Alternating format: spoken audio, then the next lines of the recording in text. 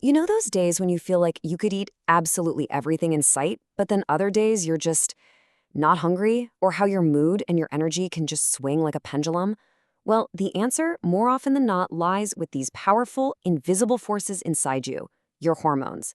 Today, we're going to pull back the curtain on these incredible chemical messengers. And we're going to kick things off by tackling one of the most common and, frankly, frustrating questions out there. Why do I feel hungry all the time? Trust me, it's not just in your head. There is a very real, very complex biological conversation going on that's driving those cravings. So here's the game plan for this explainer. First, we'll break down what hormones even are. Then we'll meet the two superstars of hunger and fullness. We're going to dive into how stress and sleep can totally mess things up, what happens when it all goes off balance, and most importantly, how you can start to take back control.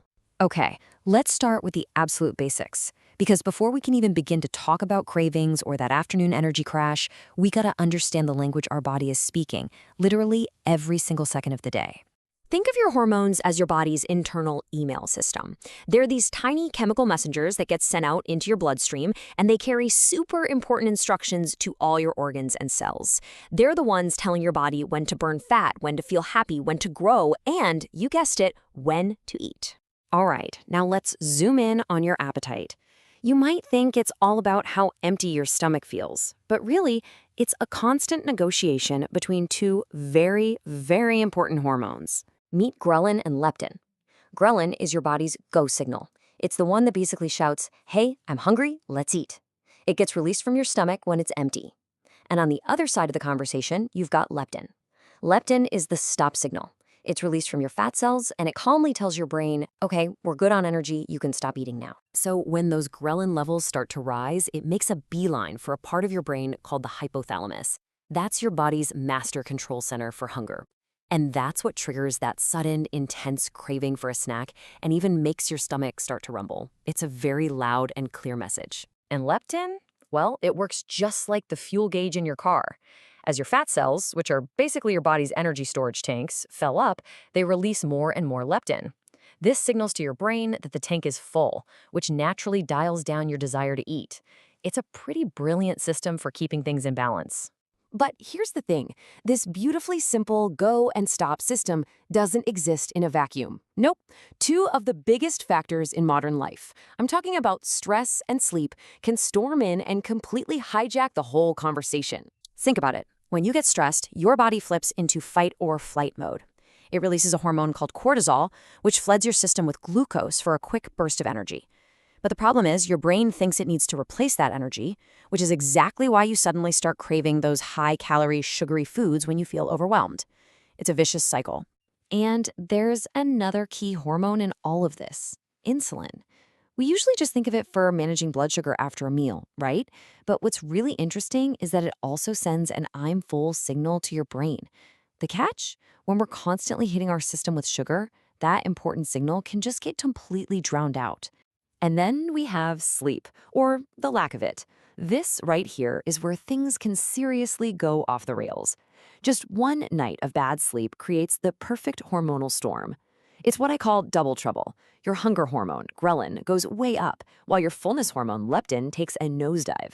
So your body is basically screaming for more food while at the same time refusing to feel satisfied. It's a brutal combo. So what happens when this delicate chemical conversation breaks down over a long period of time? Well, your body starts sending out some pretty clear distress signals. Let's talk about what those signs of a hormonal imbalance actually feel like day to day. And these symptoms can be so incredibly frustrating. Does any of this sound familiar? Unexplained weight gain, feeling tired all the time no matter how much you sleep, wild mood swings, skin issues that pop up out of nowhere, changes in your hair or cycle? These can all be signs that your hormones are out of sync. And one of the most serious ways this system breaks down is a condition called leptin resistance. This is a big one. Basically, the brain's fuel gauge just breaks. It completely stops listening to that I'm full signal from leptin. So your body is literally trying to tell you to stop eating, but your brain never, ever gets the message. And that, of course, just leads to a cycle of overeating. And, over time, this isn't just about weight gain or feeling tired.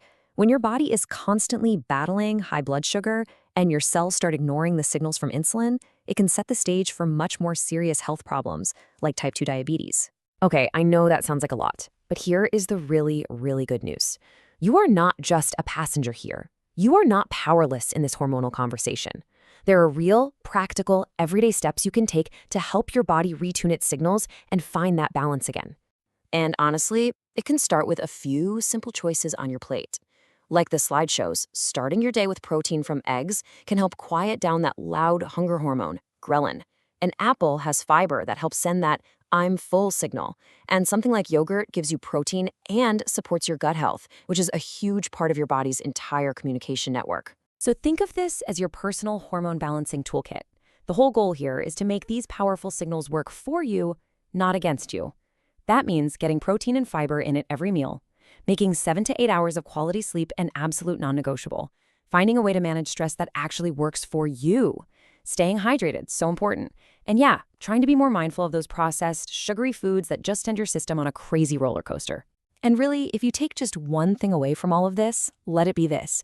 If you've ever struggled with cravings or constant fatigue, it is not a failure of willpower. It is very often a biological signal that has just gone haywire. Understanding what your hormones are trying to tell you, that's the first and most powerful step you can take. So, I'll leave you with this question. Now that you know about this incredible, invisible conversation happening inside you, what's one small change you could make today? Maybe it's just adding some protein to your breakfast, or going for a 5-minute walk to de-stress, or maybe it's just setting an alarm to go to bed a little earlier. The power to change the conversation starts with one small step.